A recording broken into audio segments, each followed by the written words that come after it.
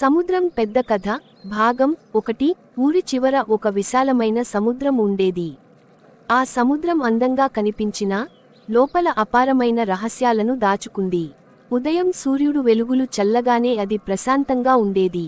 కానీ రాత్రి పడగానే అదే సముద్రం గర్జించే రాక్షసంలా మారేది.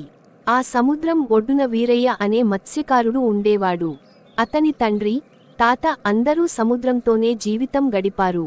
వీరయ్యకు చిన్నప్పటి నుంచే ఒక మాట బాగా తెలుసు: సముద్రం తోడు అవుతుంది, కాని అహంకారాన్ని క్షమించదు.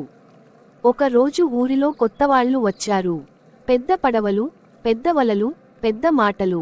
ఈ చిన్న మత్స్యకారుల వల్ల ఏమి అవుతుంది? సముద్రం మన చేతిలో ఉంది అని వాళ్లు గర్వంగా మాట్లాడుకున్నారు.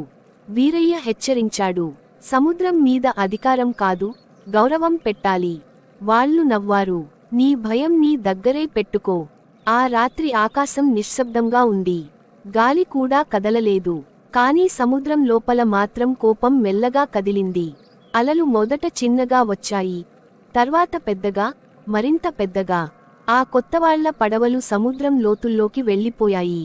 వీరయ్య మాత్రం తన పడవను ఒడ్డుకే కట్టాడు. అతను సముద్రం వైపు చూసి నెమ్మదిగా అన్నాడు: నీ శక్తి నాకు తెలుసు, నీ కోపం కూడా. అర్ధరాత్రి భయంకరమైన శబ్దంతో అలలు ఎగసిపడ్డాయి. పడవలు విరిగాయి. మనుషుల అరుపులు గాలిలో కలిశాయి. ఉదయం అయ్యేసరికి సముద్రం మళ్లీ ప్రశాంతంగా మారింది, ఏమీ జరగనట్టుగా. ఒడ్డున విరిగిన పడవల ముక్కలు మాత్రమే మిగిలాయి. వీరయ్య కళ్ళు మూసుకుని ఒక మాట అన్నాడు: సముద్రం బుద్ధి నేర్పుతుంది, వినని వాళ్లకు శిక్షతో.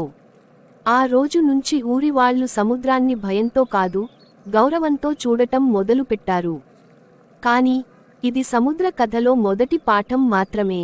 అసలు రహస్యం ఇంకా సముద్రం మాట వినిపించిన రాత్రి, పెద్ద తుఫాన్ జరిగిన తర్వాత 3 రోజులు సముద్రం పూర్తిగా నిశ్శబ్దంగా ఉంది. అలలు కూడా ఒడ్డును ముద్దు పెట్టుకున్నట్టు నెమ్మదిగా వచ్చి వెళ్లాయి. ఊరి వాళ్లకు భయం తగ్గింది. ఇక్కడే మనుషులు చేసే మొదటి తప్పు మర్చిపోవడం. 4వ రోజు రాత్రి వీరయ్యకు నిద్ర పట్టలేదు. సముద్రం వైపు చూస్తూ కూర్చున్నాడు. అప్పుడు అది గాలి కాదు, అలలు కాదు, ఒక లోతైన స్వరం: నన్ను భయపడాల్సిన అవసరం లేదు, కాని నన్ను తక్కువ అంచనా వేయకూడదు. వీరయ్య ఒక్కసారిగా లేచాడు. చుట్టూ ఎవ్వరూ లేరు. సముద్రమే మాట్లాడింది: నీ తండ్రి నన్ను గౌరవించాడు, నువ్వు కూడా అలాగే చేస్తున్నావు, అందుకే నిన్ను వదిలాను అని సముద్రం చెప్పింది. వీరయ్య గొంతు కంపించింది. నువ్వు ఎందుకు కోపపడతావు అని అడిగాడు. సముద్రం నవ్వినట్టు అలలు కదిలాయి. మనిషి తీసుకోవడం మాత్రమే తెలుసు, తిరిగి ఇవ్వడం మర్చిపోతాడు. హద్దు దాటితే నేను గుర్తు చేస్తాను. ఆ మాటలు వీరయ్య గుండెల్లోకి వెళ్లాయి. అదే సమయంలో ఊరిలో ఒక యువకుడు రఘు ముందుకు వచ్చాడు. భయంతో బతకడం ఎందుకు, మనం సముద్రాన్ని జయించాలి అన్నాడు. వీరయ్య అడ్డుకున్నాడు: ఇది యుద్ధం కాదు, ఇది సహజీవనం.